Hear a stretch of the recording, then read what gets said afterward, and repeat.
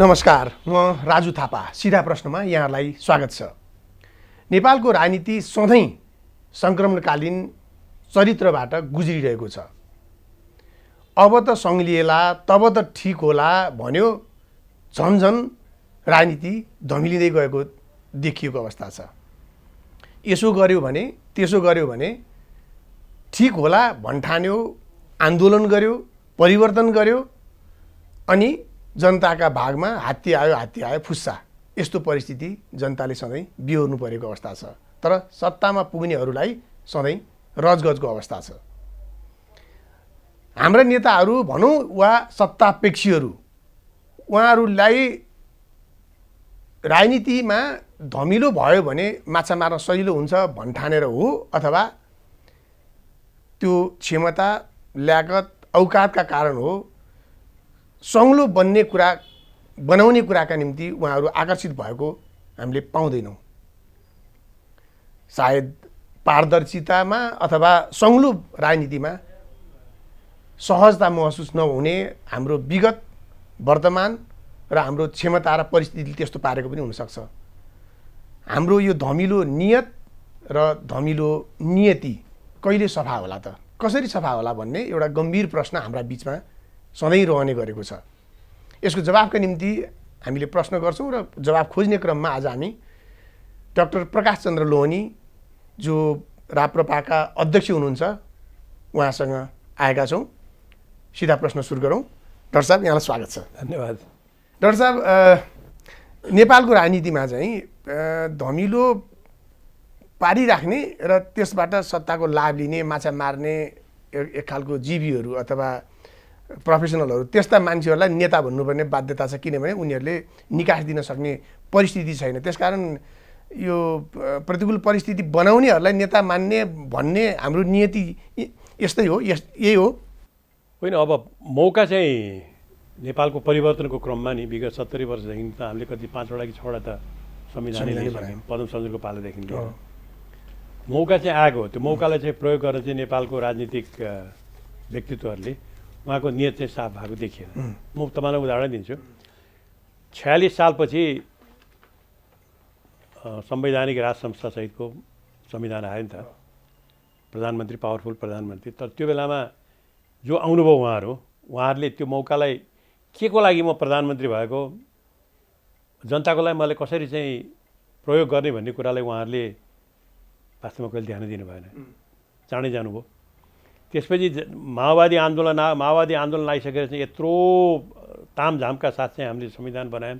संविधान बनाएर अहिले आइसकेपछि पनि जुन जनताले आशा गरेको थियो नि, वास्तवमा भन्नुहुन्छ भने त अहिले जो प्रधानमन्त्रीजी हुनुहुन्छ, अहिले आउनु भएको छ, उहाँ त जङ्गबहादुरभन्दा बढ्ता शक्तिशाली हुने परिस्थिति आएको। त्यो शक्तिलाई के को लागि प्रयोग भयो त? त्यसैले जो मान्छे ठाउँमा पुगेको छ नि, त्यसको नियत र त्यसको क्षमतामा भर पर्ने कुरा हो। अहिलेसम्म नेपालको हाम्रो चाहिँ नियति नै भन्नुहोस्, त्यो मौका आएको बेलामा जनताले वैधानिकता दिएर ल तिमी काम गर भनेर दिएर जनताले वैधानिकता दिएकोमा त्यसलाई बृहत नेपाली जनताको हितको लागि प्रयोग गर्ने नियत कहिले आएन।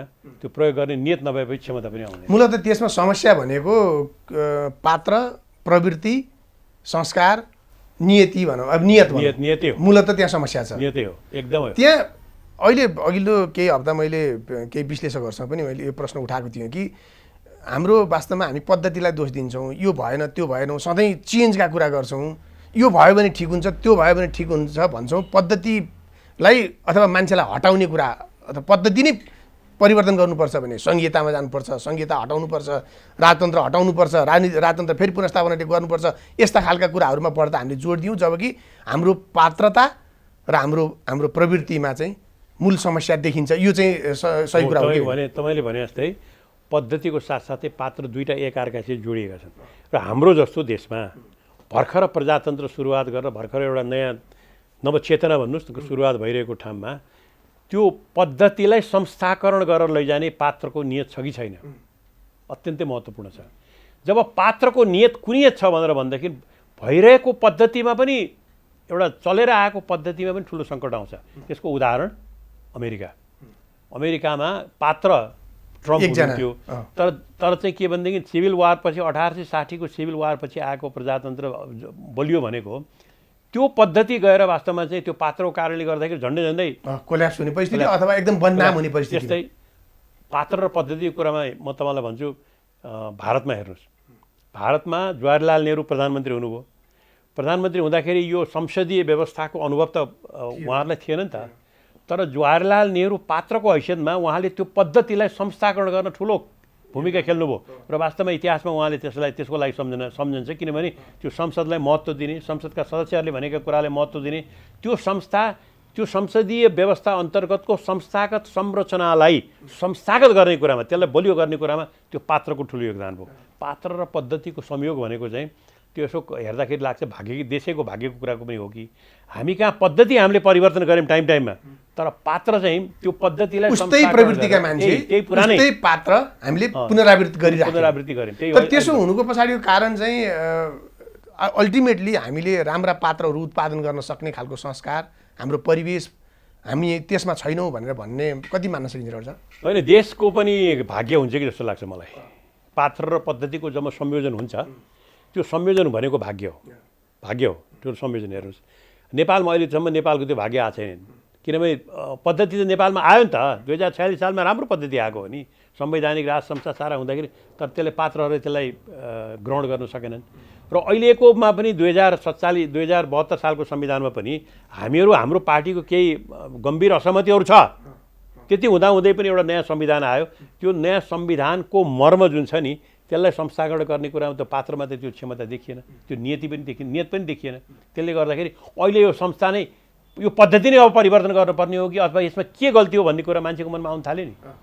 त्यसकारण यो दुईटाको संयोग भनेको चाहिँ तपाईको सजिलोसित हुँदैन अब यो हामीहरूले चाहिँ कस्तो पनि भयो भने अब यो राजनीतिका सन्दर्भमा हामी प्रवेश गरेर कुरा गर्दाखेरि चाहिँ हामी गल्ती गर्छौँ कुनै सत्तामा आउँदाखेरि गल्ती गर्छ त्यसलाई उदाहरणमा राखेर त्यसमा प्रतिस्पर्धा हुने परिस्थिति हाम्रो राजनीतिले गर्दाखेरि त्यो राजनीतिक परिवेशले गर्दाखेरि अझ बढी हाम्रो राजनीति धमिलिँदै गयो किनभने उसले गर्नुहुन्छ उसले उसको पालामा नराम्रो गरेकै थियो अनि हामीलाई प्रश्न गर्ने भन्ने खालको प्रतिस्पर्धा केमा भयो भने गलत अभ्यासमा हाम्रो प्रतिस्पर्धा चाहिँ बनेर गयो सुधार गर्ने कुरामा खासै भएन भन्ने कुरा किनभने नेता र राजनेताको फरकै त्यही हो नेता र राजनेतामा के भने कसैले तपाईँमाथि अन्याय गर्यो एक किसिमले भनेदेखि चाहिँ त्यसको बदला म लिन्छु भनेर जाने कि त्यसलाई चाहिँ त्यसले किन यसो गर्यो यसलाई बरु सुधारेर चाहिँ मैले त्यो भावना त्यो रिभेन्जको दृष्टिकोण लिएर जानु हुँदैन भनेर त्यसलाई सुधार्ने प्रवृत्तिमा जाने त्यो चाहिँ नेपालमा चाहिँ के भने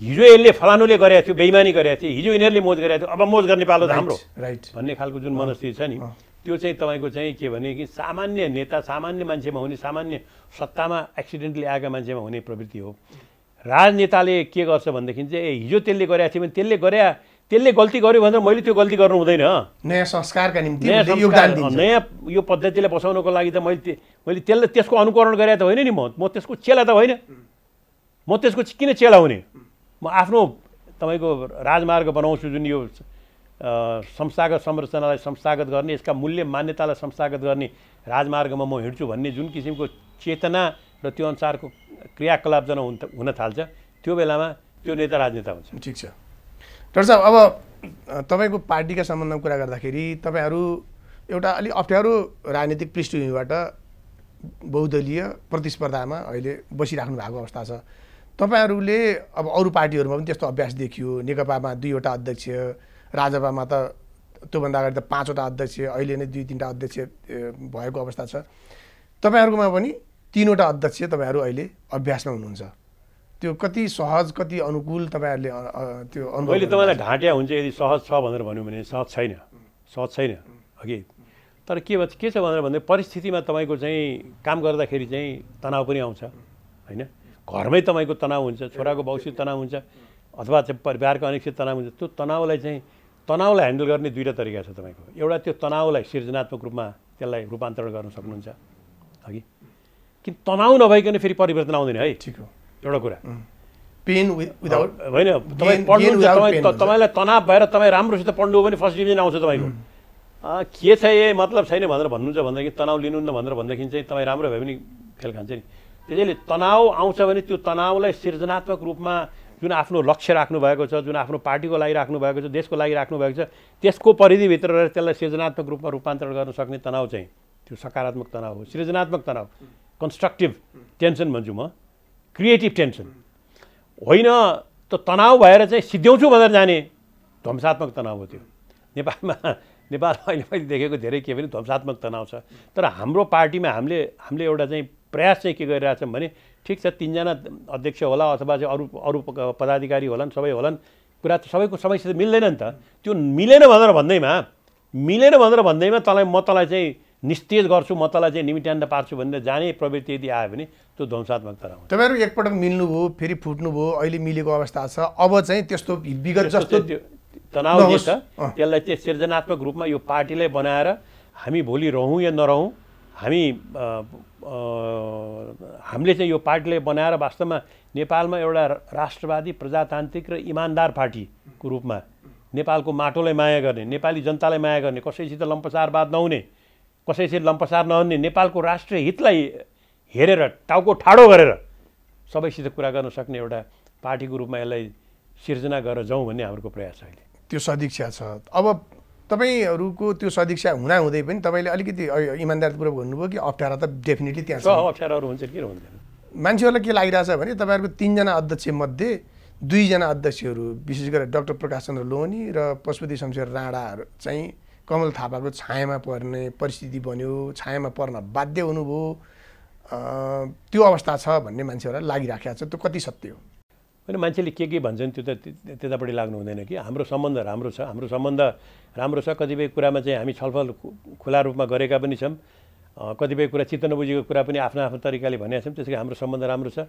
कोही कसैको छायामा हामी जुन तपाईँको चाहिँ अनुभव, जुन उमेरमा, जुन स्थितिमा, जुन सङ्घर्षबाट आएका छौँ, यहाँ कोही कसैको छायामा भनेको मतलब एउटा अर्कोसित डोमिनेटेड, अर्कोसित दबेर बस्ने, त्यो चाहिँ कसैले कल्पनै नगरे हुन्छ।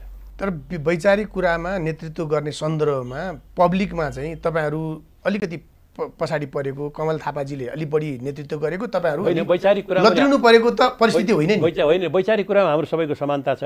वैचारिक कुरामा हाम्रो यो देशमा नेपालको अहिलेको परिस्थितिमा, भारत र चीनको बिचमा बसेको नेपालको अहिलेको परिस्थितिमा उपस्थितिको लागि पनि राज संस्था नेपालको पहिचानको लागि चाहिँ आवश्यक छ, नेपालको आइडेन्टिटीको लागि आवश्यक छ, उपस्थितिको लागि है भन्ने कुरामा तपाईँहरू पछि आउनुभयो। त्यो कुरा निरन्तर कमल थापाजीले नेतृत्व गरिराख्नु भएको थियो। कसले के भनेको थियो पहिले भन्ने कुरा छोडिदिनुहोस्। अब पहिले अब त्यसरी भन्न थाल्यो भने अर्कोले के गरेको थियो समयमा, कुन बेलामा उसले के गरेको थियो, यी कुराहरू खोज्ने पक्षमा छैन। अब हामीले के भनेर भन्दाखेरि हामीले तपाईँको चाहिँ नेपालको अहिलेको परिस्थितिमा, नेपालको अहिलेको जुन भू राजनीतिक परिवेश छ त्यसमा स्थिरता नेपालको जरुरी छ। गतिशीलता सहितको होइन, स्थिरता सहितको गतिशीलता होइन, स्टेबिलिटी, डाइनामिजम विथ स्टेबिलिटी भन्छ नि, स्थिरता सहितको गतिशीलता। त्यो स्थिरताको परिवेश, स्थिरताको लागि चाहिँ नेपालमा राज संस्था सेरिमोनियल भन्नु त्यो कुरामा पछि आउँछु डाक्टर साहब। तपाईँहरूले अहिले लिएका कैयन गतिविधिहरूमा नमिल्दो ढङ्गका कतिपय सन्दर्भहरूमा पनि, जस्तो कि यो पुसको 5 गते संसद विघटनको घटना जे भयो ओली सरकारबाट, ओली नेतृत्वको सरकारबाट, त्यसपछि तपाईँहरू अलिकति बढ्दा यसको विपक्षमा जस्तो कमल थापाजीहरू चाहिँ कहीँ न कहीँ होइन ठिकै त भएको छ भनेर विशेष गरी मिडियामा जाँदाखेरि संस्थागत निर्णयगत भन्दा पनि उहाँको एउटा त्यो चाहिँ झुकाव लगाव जस्तो देखिन्थ्यो। आफ्नो आफ्नो बोल्ने तरिका हुन्छ, अभिव्यक्त गर्ने तरिका हुन्छ कि। मलाई हाम्रो पार्टीको जुन पुसको 5 गतिको जुन हाम्रो सम्माननीय प्रधानमन्त्रीज्यूले विघटन गर्नुभयो त्यो असंवैधानिक हो र प्रतिगामी हो भनेर हाम्रो पार्टीको निर्णय छ कि। त्यसलाई अभिव्यक्त गर्ने तरिका मेरो एउटा तरिका होला, मेरो शैली अर्को होला, उहाँको शैली अर्को होला, त्यसमा तर हाम्रो फन्डामेन्टल कुराहरूमा हाम्रो चाहिँ फरक छैन। होइन, निर्णयकै हिसाबले पनि अघिल्लो पटक मैले तपाईँको अलि अगाडि 2-4 महिना अगाडि नै मैले पशुपति शमशेर राणासँगै अन्तर्वार्ता गरेको थिएँ। उहाँ चाहिँ कन्फ्युज हुनुहुँदैछ र मैले के भनेको थिएँ भने तपाईँहरू निर्णय गर्दा प्रतिगमन भन्नुभएको छ, तपाईँको अध्यक्षले यो त जायज हो, चुनावमा जाने कुरालाई कसरी नराम्रो भन्ने चुनाव त्यो ढङ्गले। त्यसैले मैले न्युएन्सेस भने के भने कसरी अभिव्यक्त गर्नु हुन्छ भन्ने कुरा धेरै महत्त्वपूर्ण हुन आउँछ। किनभने सार्वजनिक सञ्जालहरूमा उहाँले प्रयोग गरेका कुराहरूले जनतामा गएको एउटा इम्प्रेसन त्यस्तो छ डाक्टर साहब। चुनावमै जाने भन्ने कुरामा सैद्धान्तिक रूपमा जो पार्टी बहुदलीय व्यवस्थामा आउँछ त्यो पार्टी जहिले पनि चुनावमा जान तयार हुनुपर्छ, जहिले पनि तयार हुनुपर्छ। त्यो त एउटा सामान्य सिद्धान्त हो। हामी पनि तयार छौँ, हामी पनि तयार छौँ। तर त्यो चुनावमा जानको लागि पनि विधि र प्रक्रिया त हुन्छ नि। चुनावमा जाने पनि संविधानले को विधि र प्रक्रिया अनुसार जानुपर्छ। प्रधानमन्त्री हुनेपछि संविधानको विधि र प्रक्रिया अनुसार जानुपर्छ। त्यसैले त रुल अफ ल भने त्यही हो। एकदम तपाईँको ठ्याक्कै अहिले जे भन्नुभयो नि डाक्टर साहब तपाईँले, तपाईँको टोनमा एउटा बेग्लै एउटा टोन सुनिन्छ, जबकि तपाईँको कमल थापा अध्यक्षजीको टोन चाहिँ अर्कै सुनिन्छ क्या। त्यही भएर कता कता दुईटा लाइन छ तपाईँकोमा। आफ्नो तरिकाले अभिव्यक्त गर्ने कुरामा डेफिनेटली एकदम। अब अर्को कुरा अलिकति तपाईँहरूको चाहिँ पूर्व पञ्चहरूको पृष्ठभूमि भनेर पनि तपाईँहरूलाई अहिले पनि बेला बेला सम्झाउँदाखेरि नमिठो लाग्छ, तर त्यो जुन पृष्ठभूमि छ त्यो भएको राप्रपा पार्टीका सँग सम्बद्ध मान्छेहरू र विशेष गरेर तपाईँले अहिले पनि भन्नुभयो राज संस्था कहीँ न कहीँ उपस्थित भयो भनेदेखि देशमा एउटा चाहिँ स्थिरता सहितको विकासमा यसले सहयोग गर्छ भन्ने मान्यता राख्ने मान्छेहरू तपाईँहरूले ओली सरकारले चालेका पछिल्ला कदमहरूमा कहीँ न कहीँ अरू अलि पर जस्तो विशेष गरेर राप्रपा चाहिँ होइन ओलीजीको नजिक छ जस्तो एउटा इम्प्रेसन छ। त्यो सत्य हो कि होइन? ओली सरकारले चालेका अहिलेसम्म कदममा भ्रष्टाचारमा हामी उहाँसित नजिक छैनौँ। यो सरकार जतिको भ्रष्टाचारी सरकार नेपालको इतिहासमै छैन, म ठोकेर भन्छु होइन। जस्तो आजकै हेर्नुहोस् न, मलाई अचम्म लागेको छ के भने आजकै पनि हेर्दाखेरि त्यो नयाँ पत्रिकामा मैले पढ्दाखेरि सम्माननीय प्रधानमन्त्रीजीको ट्रस्टको लागि चाहिँ कति 1000 रोपनीभन्दा जमिन चाहिँ उपलब्ध गराइदिने रे, त्यसको लागि नियमै परिवर्तन गरिदिने भनेपछि यो यदि सल्लाह जसलाई प्रधानमन्त्रीले प्रधानमन्त्रीले सल्लाह दिएको छ नि, त्यो प्रधानमन्त्रीको वास्तवमा दुश्मन त्यही हो भने यो त राणाको शासनमा पनि नहुने कुरा हुन लाग्यो। यहाँ त सामन्ती शासनमा पनि नहुने कुरा। यस्ता खालका घटनाहरू दैनिकी आइराखेको छ। यसको बारेमा प्रतिवाद कहीँ पनि छैन। राइट। सरकारी तहमा प्रतिवाद कहीँ पनि छैन। भनेको मतलब के हामी यो सामन्ती शासनमा बसेर प्रजातन्त्रको नाममा यो प्रजातान्त्रिक सामन्तवाद भने यही हो। कोरोनाले जनता बोल्न सक्दैन, सडकमा आउनु बाहिर निस्किने अवस्था छैन, बाहिर निस्किन सक्दैन। अहिले तपाईँले म कुरा गर्दाखेरि पनि हामी चाहिँ दुईताली विचार गर्न भन्ने छ भनेपछि यो बेलामा जे पनि गर्न सकिन्छ। कानुन भनेको मेरो खेलौना हो भनेर भन्नुको मतलब सबभन्दा बढ्ता कुरा के भने रुल अफ ल भन्ने, कानुनी शासन भन्ने कुरालाई नै अहिले उपहास भइरहेको छ। त्यही त तपाईँको अघि फेरि मैले दोहोऱ्याएँ डाक्टर साहब, तपाईँको यो टोन गजबसित यो भएका विकृति विसङ्गतिहरू अहिले भएका अनियमितताहरूसँग एउटा सार्पली त्यसलाई हिर्काएको हानेको प्रतिवाद गरेको जस्तो स्वर सुनिन्छ। अलिक कम बोले पनि पशुपति शमशेरको पनि त्यो देखिन्छ। तर एउटा पक्ष अथवा मूलत राप्रपा पार्टी होइन ओलीजीहरूसँग नजिक छ, उहाँहरूको वकिलहरूले होस् अथवा राजावादी जति जे छन् ओली ठिक छन् अरूभन्दा भन्ने लाइनमा कता कता साथ सहयोग दिए जस्तो जे ट्युनमा बुझिएको छ त्यो चाहिँ असत्य हो त होइन। तपाईँ के भने आफ्नो आफ्नो तरिकाले अभिव्यक्त गर्ने तरिका हो। वकिलहरूको कुरा गर्नुहुन्छ भने तपाईँ पत्रकार हो कि होइन? तपाईँ एउटा रेस्पेक्टेड जर्नलिस्ट हुनुहुन्छ, 20औं वर्षदेखि यो पेसामा लाग्नु भएको छ। धेरै तपाईँको नेपालमा धेरैले तपाईँले चिने पनि छन्। तपाईँले आज मसित अन्तर्वार्ता लिनुभयो, भोलि ओलीजीसित पनि त्यसै गरी अन्तर्वार्ता लिनुहुन्छ, त्यसले के फरक पर्छ? वकिलहरू भनेको पनि त वकिलहरू भनेको प्रोफेसनल एकदम डेफिनेटली। डाक्टर साहब मैले किन त्यसो भनेको भन्दा तपाईँहरूले यो यतापट्टि ओलीजीलाई सपोर्ट गर्नुको कारण चाहिँ अहिले भएको जुन व्यवस्था छ त्यसलाई ओलीले दुरुपयोग गरेर बदनाम गरिराख्नु भएको छ। हामीलाई त राम्रै त छ त, हामीले चाहेको जस्तो व्यवस्था यसले अनुकूलता पैदा गरिराखेको छ भनेर सपोर्ट गरे त होइन। त्यो फेरि गलत हो। किनभने नेपालको स्थिरता, नेपालमा राजनीतिक स्थिरता तपाईँको पनि स्वार्थ हो, हाम्रो पनि स्वार्थ हो। नेपालको राजनीतिक स्थिरता र नेपालको सम्पन्नता ओलीजीको मात्रै होइन, सबैकै छ, हामी सबैकै छ। तर जुन बाटोमा हामी गइरहेको छौँ त्यो स्थिरतामै अहिले प्रहार भइरहेछ कि यो संविधानमा अहिले तपाईँको हामीले त के भनेको छ, संविधानका कतिपय राम्रा पक्षहरू पनि त छन् नि, त्यसको समर्थन गरेका छौँ हामीले।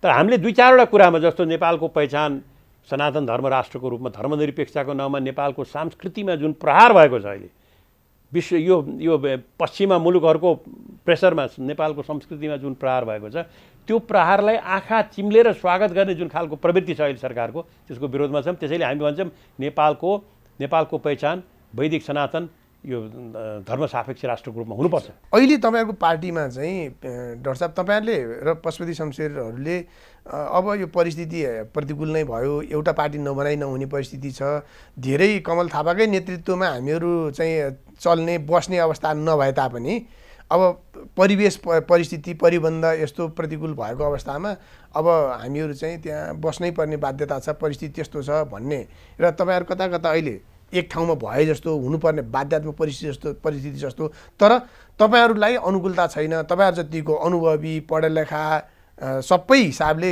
ल्याकत हैसियत भएका मानिसहरू अब चाहिँ अब यो एक भइसके पछाडि तपाईँहरू या विलय हुने हो।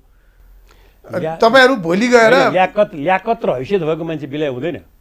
तपाईँ जुन शब्द पर्नुभयो नि, ल्याकत पनि भएको हैसियत पनि भएको, ल्याकत र हैसियत भएको मान्छेले हाँक्छ, विलय हुँदैन, हाँकेर लैजान्छ। डाक्टर प्रकाश चन्द्र लोहनी राप्रपामा अब अध्यक्ष निर्वाचित हुन सक्ने परिस्थिति कति छ डाक्टर साहब? मैले भन्ने कुरा होइन, मैले भन्ने कुरा होइन, मैले भन्ने कुरा होइन। यो तपाईँको 5000 कार्यकर्ताहरू आउँछन्, 5000 कार्यकर्ताहरूले जसलाई यो पार्टीको अध्यक्षको रूपमा जसलाई छान्छन् त्यसलाई हामी मान्छौँ र यो पार्टीलाई एक गराएर लैजान्छ। तपाईँ उठ्नु चाहिँ उठ्नु होइन, मैले त भनिसकेको छु, मैले त मेरा मित्रहरूलाई पनि भनिसकेको छु के भने पशुपति शमशेरजीलाई एउटा मेरो धेरै नजिकको जिन्दगीकै हामी 50औं वर्षमा हामी नजिक भएर मित्र, बौद्धिक मित्र, राजनीतिक मित्र, नजिकको मित्र, उहाँले पनि 20 वर्ष चलाइसक्नुभयो राष्ट्रिय प्रजातन्त्र पार्टी, धेरै हो नि 20 वर्ष भनेको त। कमल थापा पनि अहिलेदेखि नै होइन, तपाईँको 30औं वर्षदेखि म चिन्छु, प्रतिभाशाली मान्छे हो, त्यसमा शङ्का छैन होइन, काम गर्न सक्ने प्रतिभाशाली, काम पनि गर्न खोज्ने, त उहाँले पनि 15 वर्ष 12-15 वर्ष एउटा पार्टी चलाउनु भयो भने प्रकाश चन्द्र लोहनीलाई अब तपाईँहरू एकपल्ट पार्टी चलाउन दिनुहोस्, मौका दिनुहोस्, एकपल्ट पार्टी चलाउन दिनुहोस्। यो पार्टीलाई नेपालको राष्ट्रिय रूपमा नेपालको साँच्चैकै एउटा इमान्दार प्रजातान्त्रिक र नेपाली जनताप्रति प्रतिबद्ध, माटोप्रति प्रतिबद्ध पार्टीको रूपमा अहिले चाहिएको छ नेपालमा एउटा राष्ट्रवादी प्रजातान्त्रिक शक्ति, त्यो पार्टी म बनाउँछु, त्यो मलाई मौका दिनुहोस् भनेर मैले उहाँहरूलाई भनेको छु। आगामी कार्तिकमा हुने महाधिवेशनमा डाक्टर साहबले त्यसो भनेर जानुहुन्छ होइन, मैले भनेको छु उहाँहरूलाई, ओपनली भनेको छु, ओपनली भनेको छु। त्यो पनि यदि तपाईँहरूलाई स्वीकृत छैन भने प्रतिस्पर्धा गरौँ होइन, त्यो पनि स्वीकृत छैन भने अर्को विकल्पमा पनि जाउँ, त्यो पनि स्वीकृत छैन हामी तिनैजनाले छोडिदिउँ। ओके, नयाँ जेनेरेसनलाई दिउँ, हामी चाहिँ अभिभावक भएर उहाँहरूलाई साथ गजबको प्रस्ताव, त्यो पनि मैले भनेको छु। त्यसकारण म यसमा ओपन छु, तर तपाईँको हिम्मत पनि छ, ल्याकत पनि छ र प्रतिस्पर्धा गर्ने अहिले जोस र तयारीका साथ हिम्मत पनि, ल्याकत पनि छ, आँट पनि छ र सक्षम पनि हुन्छु म, त्यो पनि छ। ओके, तयारीका साथ बस्नु पनि भएको छ। तर मैले आफ्नो सबै कुरा खुला राखिदिएको छु। अब यो त कुरा भइहाल्यो के भने तपाईँले भोलि गएर यो पार्टीको नेतृत्व पनि गर्ने तयारीका साथ मानसिकता बनाउनु भएको छ भन्ने कुरा भयो। विशेष गरेर तपाईँको पार्टी मैले तपाईँलाई भनेको छु नि, फेरि मैले आफू मात्रै भनेको छैन, आफू तपाईँले विकल्पसहित भनिसक्नुभयो, विकल्पसहित भनिसक्नुभयो। अब जनताका बिचमा जाने कुरा एउटा कस्तो छ भनेदेखि तपाईँहरूको पार्टी अलिकति जनताले भन्ने गरेको एउटा डिमार्केसन लाइन छ, तपाईँहरू चाहिँ अलिकति पश्चिमगमन लाइनमा अथवा पछि फर्किने कुरामा बढ्दा जानुभयो, अग्रगामी सोच अथवा जनतालाई अधिकार सम्पन्न बनाउने कुरा, जनतालाई मालिक बनाउने कुरामा तपाईँहरू कहीँ न कहीँ होइन राजा हुनुपर्छ, राजाले नै त्यो गोठालो नबनेसम्म जनता ठिक हुँदैनन् भने जस्तो गरेर तपाईँहरू कहीँ न कहीँ पछाडि फर्किराख्नु भएको छ भन्ने आरोप सधैँ छ। तपाईँलाई यो कुरा भनौँ, म तपाईँले यो कुरा यहाँ धेरै मान्छे चुप लाएर बसेका बेलामा 2028 सालमा 2027 सालमा राजा भनेको सम्मानित भएर बस्नुपर्छ। नेताले जुत्ताको माला पनि लाउँछ, फुलको माला पनि लाउँछ, ताली र गाली दुईटै बिहोर्छ, राजाले सम्मानित, भन्ने अवस्थामा राजाले सम्मानित भएर बस्नुपर्छ। त्यसकारण राजाले अब जनताको प्रतिनिधिहरूलाई शासन दिनुपर्छ भनेर इटम बहालमा भाषण गरेर 1.5 वर्ष झ्यालखान जाने मान्छे मै हुँ। ओके, तपाईँहरू सायद त्यो बेलामा सानै हुनुहुन्थ्यो होला, अब कति सालमा हुनु? 2027 सालमा म 1.5 वर्ष नक्कु जेलमा झ्यालखान बने। यही कुरा भन्दाखेरि यो कुरालाई मैले कहिले पनि छोडेको छैन, कहिले पनि छोडेको छैन। जनमत सङ्ग्रहमा तपाईँको चाहिँ नेपालमा अब बहुदलीय व्यवस्था दिनु पर्यो र बहुदलीय व्यवस्थाको आवश्यक छ भनेर पञ्चायत छोडेर नेपालमा जनमत सङ्ग्रहमा गएर विश्वेश्वर प्रसाद कोइरालासित त्रिभुवन विश्वविद्यालयमा, गणेश मानजीसित तपाईँको चाहिँ लैनचौरमा उहाँहरूसित मञ्चमा एउटै मञ्चमा भाषण गरेर हिँड्ने मान्छे हो। त्यसकारण तपाईँले यो यो यो यो के थियो कसो थियो भनेर भन्दा पनि त्यतापट्टि नजाउँ। अहिलेको अवस्थामा यो जनताको युग हो होइन, यो जनताको युग हो, जनताको सार्वभौमिकता हो। तर जनताको युगको नाममा, प्रजातन्त्रको नाममा इलिबरल डेमोक्रेसी के तपाईँको अधिनायकवादी प्रजातन्त्रको नाममा नेतातन्त्र अधिनायकवाद थोपर्ने काम चाहिँ त्यसलाई हामी स्वीकार गर्दैनौँ। त्यसलाई हामी स्वीकार गर्दैनौँ। अहिले त्यतातिर देश गइराखेको छ। त्यसले गर्दाखेरि के भएको छ भनेदेखि सरकारले डेलिभरी दिन सकेका छैन। त्यही त अघि सुरुमै हामीले के भन्यो भने हाम्रो पात्रता, हाम्रो औकात, हाम्रो हैसियतले नेता पनि गतिलो छान्न नसक्ने, नेता पनि ठिक नआउने, परिस्थिति लाई प्रतिकूल बनाउँदै लैजाने र व्यवस्थालाई नै बदनाम गराउने, अनि यो भएन त्यो भएन भनेर जनता सधैँ परिवर्तन गर्ने पद्धति र चाहिँ सिस्टम चाहिँ बनाउने। त्यसैले नेपालमा एउटा कुरो छ के तपाईँको, नेपालमा राजनीतिक विकास भएको छ। राजनीतिक विकास भन्नुको मतलब छवटा त संविधान आयो, त्योभन्दा विकास कति हुने? अब यहाँ नभएको सिद्धान्त कहाँ संसारमा छ? मार्क्सवाददेखि सबै किसिमको प्रयोग भइसक्यो, फेरि हामी सबै कुरो प्रयोग भइसक्यो। राजनीतिक विकास नेपालमा भएको छ। ठिक छ, हरेक विकास अन्तर्गत नयाँ संविधान आएका छन्, राजनीतिक विकास भएको छ। तर त्यो राजनीतिक विकासलाई विकाससित जोड्न सकेका छैन। विकासको लागि राजनीति भएको छैन। राजनीतिक विकास भयो तर नेपाली जनताको उन्नति र हित र विकासको लागि राजनीति भएन। ठिक छ डाक्टर साहब, यही त तपाईँहरूले अहिले जे खालको अलि अगाडि तपाईँहरूले यो पद्धति विशेष गरेर जनता सार्वभौम हुने पद्धति, प्रतिस्पर्धात्मक बहुदलीय व्यवस्था जे खालको अङ्गीकार गरिएको छ, यहाँ यो व्यवस्थामा खोट भन्दा पनि यहाँ जसले चलाइराखेको छ त्यो चलाउने नेताहरूमा खोट देखिएको कारणले गर्दाखेरि यो बिग्रेको भन्ने कुरा हामी सबैले एउटा सामान्य पढे लेखेको बुझेको हो, मिलेन। अब खालि त्यो हुँदाहुँदै पनि अब हामी के भन्छौँ भने यो पद्धतिलाई पात्रको रूपमा यसलाई अगाडि लैजाने काम हामी गर्छौँ। ठिक छ, तर तपाईँले पद्धति नै परिवर्तन गर्ने कुरा पनि उठाइराख्नु भएको छ नि त डाक्टर साहब। हामीले पद्धति जस्तो कि प्रयोग भइसकेको विशेष गरेर 48 सालदेखि 63 सालसम्म प्रयोग भएको संवैधानिक राजतन्त्र भइदियो भने ठिक हुन्छ भनिराख्नु भएको छ, जुन कुरा टेस्टेड हो। म तपाईँलाई एउटा कुरा भनौँ के भने यो राज संस्था भनेको, सेरिमोनियल राज संस्था भनेको नि, यसलाई कतिले चाहिँ पश्चगमन भनेर भन्छन् कि पश्चगमन यो कहाँको जमानाको, संसार कहाँ पुगिसक्यो, 21औं शताब्दीको त्यही त भनेर भन्छन् होइन। म उहाँहरूलाई एउटा कुरा भन्छु, क्यानाडामा के छ? होइन धेरै देशमा छ, जापानमै छ।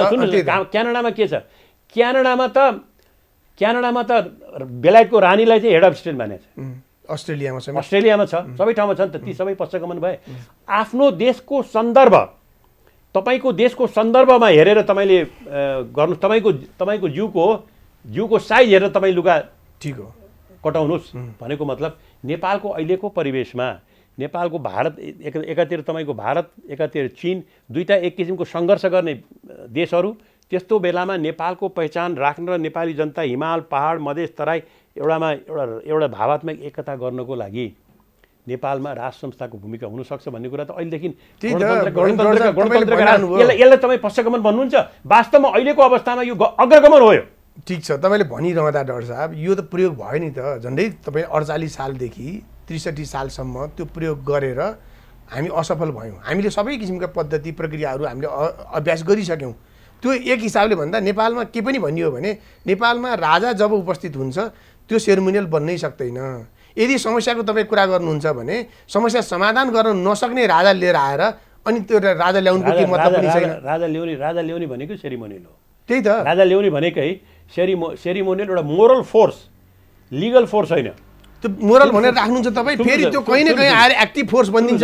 नेपालको संसारमा छन् नि त अहिले चाहिँ के बेलायतमा एक्टिभ फोर्स भएको छ, क्यानाडामा एक्टिभ फोर्स भएको छ। हाम्रो विगत त्यस्तो देखियो नि। ठिक छ, तपाईँ आफू चाहिँ जनताले तपाईँलाई प्रयोग गर्न दिएको सार्वभौमिकता जनताले तपाईँले छानेर दिएको, त्यसले राम्रोसित काम गर्नुहोस् न। कसले एउटा देशलाई एउटा न नेताले प्रयोग ठिक गर्दा रहेछन्, न राजै आउँदा पनि ढङ्गले गर्दा रहेछन्, न शक्तिको दुरुपयोग गर्ने हामीमा एकदमै ठुलो भोग भनौँ कि रोग भनौँ त्यो व्यापक देखिएको अवस्थामा यो समाधान कसरी? के तपाईँले भनेको कुरा पनि अहिले तपाईँले एकातिर त्यसो भनिराख्नु भएको छ डाक्टर साहब। कतिपयले के भनेका छन् भने कार्यकारी राष्ट्रपति भयो भने ठिक हुन्छ भन्छन्, कसैले के भन्छन् स्वायत्तता सहितको अझ सङ्घीयताको अभ्यास भयो भने ठिक हुन्छ भन्छ।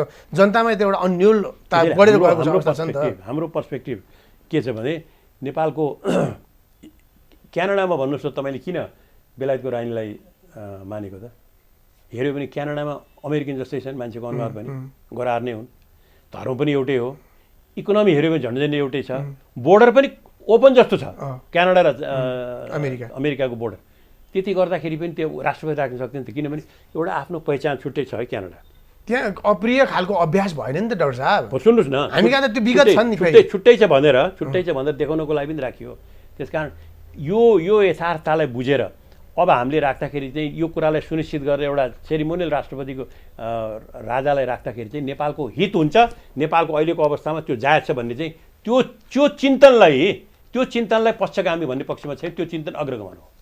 अब त्यो अभ्यासले त्यो चाहिँ कस्तो भने राजा हुनेले पनि अथवा राजा बनाउनेले पनि त्यो खालको कमिटमेन्ट गरेको परिस्थिति भए हुन्थ्यो। हामी कहाँ त अघिल्लो पटक तपाईँकै एकजना अध्यक्ष कमल थापासँग मैले यही कुरा गर्दाखेरि तनाव भएर चाहिँ कार्यक्रममा एक खालको तनाव पनि भयो। तनाव त किन तनाव, आफ्नो आफ्नो दृष्टिकोण राख्ने हो।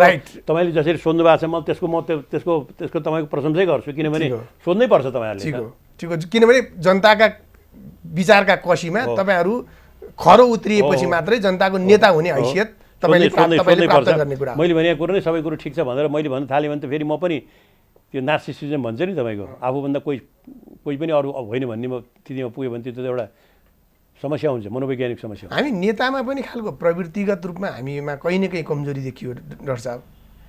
राजा नै भने पनि हिजो हामीले अभ्यास गरेका राजाहरूले पनि कहीँ न कहीँ जनताको अधिकार खोसिहाल्ने त्यो खालको प्रवृत्ति देखियो। नेपालमा 2047 सालपछि संवैधानिक राज संस्था जुन किसिमले गएको थियो नि, नारडी काण्ड जुन भएर त्यो एउटा जुन किसिमको असन्तुलन आयो नि, त्यो असन्तुलनले गर्दाखेरि आएको हो।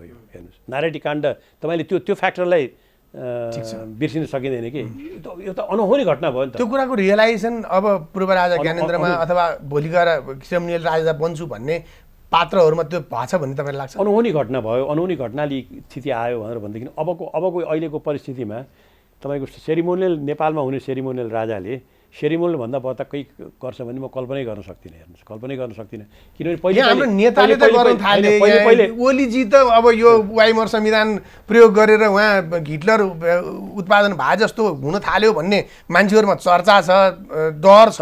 तर एउटा नेपालको एउटा सबल पक्ष के छ भने नेपालमा अहिले सबभन्दा ठुलो विपक्षी दल भनेको चाहिँ प्रेस नै भएको छ।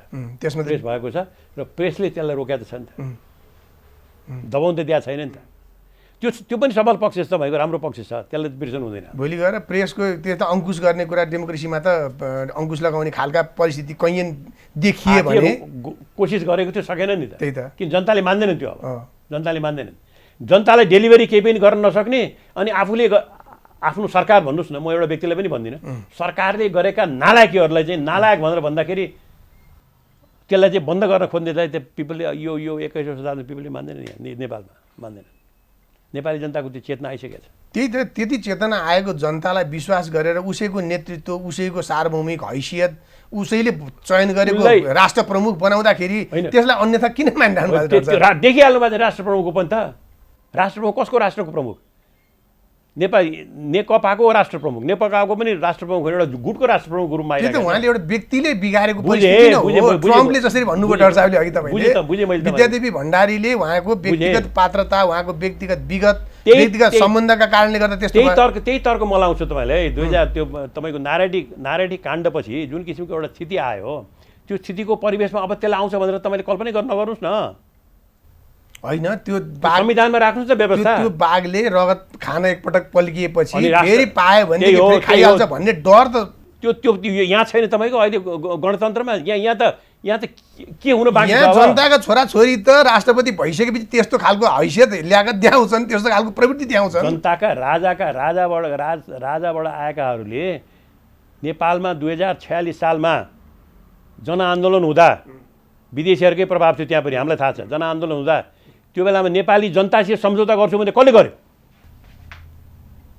तिमीलाई हामी चाहिँ राजा पनि बनाइदिन्छौँ, परराष्ट्र चाहिँ रक्षा चाहिँ हामीलाई चाहिँ हाम्रो सल्लाहबाट गर्ने भनेर मान भन्दाखेरि मेरो देशको स्वाधीनतालाई चाहिँ बरु चाहिँ म नेपाली जनतासित सम्झौता गर्छु, नेपाली जनतासित मले जे ठानिदिन्छन् त्यसमा बस्छु, तर म सम्झौता गरेर भनेर कसले भन्यो? त्यो राज संस्थाले भन्यो। ठिक छ भने यो इतिहासले पनि तपाईँ नबिर्सनुहोस् न। एकदम इतिहासमा यस्तो पनि देखिएको छ डाक्टर साहब। अहिले चाहिँ तपाईँहरूका यो सन्दर्भमा के भएको छ भने अहिले भारतमा जुन बिजेपी भन्ने दलले त्यहाँ सत्ता सम्हालिराखेको छ, हिन्दूवादी एउटा दल छ, त्यसले अहिले तपाईँहरू जस्तो विशेष गरेर यो सेरिमोनियल किङ हुनुपर्छ अथवा धर्म अनुकूल धर्म सापेक्ष राज्य बन्नुपर्छ भन्ने सम्बन्धमा कहीँ न कहीँ सहयोग गरिराखेको छ, कुरो मिलिराखेको छ, एक खालको सहमति जस्तो भइरहेछ भन्ने जे अहिले बाहिर एउटा आइराखेको छ। यो सूचना तपाईँले कहाँबाट पाउनु मलाई चाहिँ थाहा छैन। ल सपनामै आएछ मानौँ होइन भने त्यो यदि त्यो खालको चाहिँ एउटा चाहिँ धारणालाई तपाईँले कसरी सम्बोधन गर्नुहुन्छ? त्यो हो कि होइन भन्ने लाग्छ तपाईँलाई? नेपालमा जे परिवर्तन हुनुपर्छ, नेपालमा संवैधानिक सेरिमोनियल राज संस्था आउने हो भने नेपाली जनताको बलबाट आउनुपर्छ। त्यही त यहाँ त के देखिरहेछ भने उसले पनि सहयोग गर्दैछ, उहाँ कुरो मिलिसक्यो, अब राजा आउँछ भन्ने हल्ला त्यो कसले गरिराखेको छ? तपाईँको चाहिँ एउटा भूतपूर्व प्रधानमन्त्री हुनुहुन्छ, यस्तो सरकार भयो भने कम्फर्टेबल हुन्छ भनेर भन्नुहुन्छ। अर्को प्रधानमन्त्री हुनुहुन्छ, एउटा विदेशी खुफियाले ल्याएर 3 घण्टा तपाईँको छलफल गर्नुहुन्छ। उहाँहरूले नेपालको राजनीति नेपाली जनताको हातमा छैन, नेपाली जनताको हातमा छैन, अरूकै हातमा सधैँ छ, अरूको हातमा, तिमीहरूको हातमा छ, तिमीहरूले जे भन्छौ गर्छौ भनेर त उहाँले भनिराखेको छ। त्यो वातावरण कसले लिइराखेको छ अहिले? त्यसलाई तपाईँ अग्रगमन भन्नुहुन्छ कि पश्चगमन भन्नुहुन्छ? त्यही त दुर्भाग्य त्यही हो, हाम्रो अहिले सबैभन्दा धमिलो नियति भनेकै त्यही हो कि। त्यही त डर साहब, अहिले यसमा अलिकति क्रस गरौँ है त। जस्तै हाम्रा अहिले भएका नेताले पनि त्यहीँ हिजो तपाईँ 12 बुँदे गर्दाखेरि होस्, हिजो आन्दोलन गर्दाखेरि हो, 46 सालको आन्दोलन होस्, 63 को आन्दोलन हो, त्यहाँबाट सहयोग नलिकन नगर्ने होइन। यहाँको राजतन्त्रले पनि देशको राष्ट्रवादी शक्ति भनेर केपी ओली राष्ट्रवादी किन भएका भारतलाई गाली गरेर, त्योभन्दा अगाडि किन अनुकूल भएको उहाँसँग मिलेर, अहिले पनि के देखिया छ भनेदेखि उहाँहरूले त्यसो भनेको त एउटा पाटो छ, त्यो त्यसमा क्रिटिसाइज गरिएकै छ। अहिले पनि कुम्भ मेलामा जाने, त्यहीँबाट अलिकति यताउता नेताहरूलाई लिबरलाइज गर्ने अथवा कुरो मिलाउने काम चाहिँ राजाहरूले पनि इन्डियालाई नमिलाइकन यो देशमा राष्ट्र संस्था टिक्दैन भन्ने कहीँ न कहीँ मान्यता छ भन्ने कुरा गलत हो र? यसमा के छ भने कल्चरल फ्याक्टर्सलाई तपाईँ हेर्नुहोस् है। राजा वीरेन्द्र हुँदाखेरि पनि साउथमा जाँदाखेरि, इन्डियाको साउथमा जाँदाखेरि देउता जस्तै मान्थे। म आफै तपाईँको म परराष्ट्र मन्त्री भएर शेरबहादुर प्रधानमन्त्री हुनुहुन्थ्यो, परराष्ट्र मन्त्री भएर हामी त्यहाँ साउथमा जाँदाखेरि नेपाल भनेपछि, नेपाल यो हिन्दूको एउटा ठाउँ भनेपछि यति ठुलो श्रद्धा, यति ठुलो छ, त्यो एउटा कल्चरल लिङ्क छ नि, त्यो कल्चरल लिङ्कलाई तपाईँ किन ब्रेक गर्नुहुन्छ? ठिक छ, परेन त्यो, तर राजनीतिक रूपमा जोड्न किन पर्यो? त्यही कारणले गर्दाखेरि कसैले चाहिँ कुम्भ मेलामा तपाईँलाई बोलायो भने भोलि मलाई चाहिँ औपचारिक रूपमा कुम्भ मेलामा आइदिनुहोस् भनेर बोलायो भनेर म किन नजाने? त्यो त डेफिनेटली जाँदा भयो, केही भएन। कहाँ जोडिया छ? यहाँ त कस्तो भयो भने कोही चाहिँ राजनीतिका नाममा, डेमोक्रेसीको नाममा त्यही त्यो छाड हाल्ने, कोही चाहिँ संस्कृतिको नाममा छाड हाल्ने, हामी कहिले पनि स्वतन्त्र नहुने। त्यो तपाईँले संस्कृतिको नाममा कुम्भ मेलामा कोही गयो भनेदेखि त्यसलाई चाहिँ राजनीतिक तपाईँको चाहिँ मैले भनिन आत्मसमर्पण गर्यो भने त्यो रङ हो, भनिन डाक्टर साहब। तर कहीँ न कहीँ एक खालको त्यो त्यहीँबाट अनुकूलता ग्रिन सिग्नल आयो भने मात्रै यो देशमा पद्धति परिवर्तन हुने खालको कुरा त दुर्भाग्यपूर्ण हो नि। मैले भन्दा खोजेको के भने तपाईँको भारतसित र चीनसित दुईटैसित अत्यन्त नजिकको सम्बन्ध राख्नुपर्छ, फरकै छैन। तर त्यसको मतलब तपाईँ एकदम डिनर खानुहोस्, कुरा गर्नुहोस्, सबै कुरो गर्नुहोस्, तर त्यसको मतलब तपाईँले चाहिँ आफ्नो राष्ट्रको आधारभूत स्वार्थहरूलाई कुनै हालतमा तिलाञ्जली नदिनुहोस्। सत्ताको लागि बार्गेनिङ नगर्नुहोस्। सत्ताको लागि बार्गेनिङ गर्नु भने तपाईँ कमजोर हुनुहुन्छ। त्यही त भन्छन् हाम्रो नेताहरूले पनि, त्यही भने लडेको शक्ति हो, हामीले त लडेर इन्डियाले भन्दै पनि संविधान जारी गर्यो शक्ति। एउटालाई कम्फर्टेबल चाहिने, एउटालाई यस्तो सरकार भयो भने कम्फर्टेबल हुनुपर्छ भन्ने, अर्कोलाई चाहिँ तपाईँको खुफिया चाहिँ 3 घण्टा बस्दाखेरि चाहिँ के प्लान बन्ने, के तपाईँको चाहिँ यो भूराजनीतिबाट हामी मुक्त हुन सक्ने खालको मानसिकता। भूराजनीतिबाट त्यही बेलामा हामी मुक्त हुनु। भूराजनीति त तपाईँको ठुल्ठुला शक्तिको बिचमा छौँ हामी। यो तपाईँ कल्पना नगर्नुहोस् कि यिनीहरू केही पनि गर्दैनन्, खुरो लाएर बस्छन् भन्ने नसम्झनुहोस्। उनीहरूको राष्ट्रिय स्वार्थ छ, यहाँ चाइनाको पनि छ, भारतको पनि छ।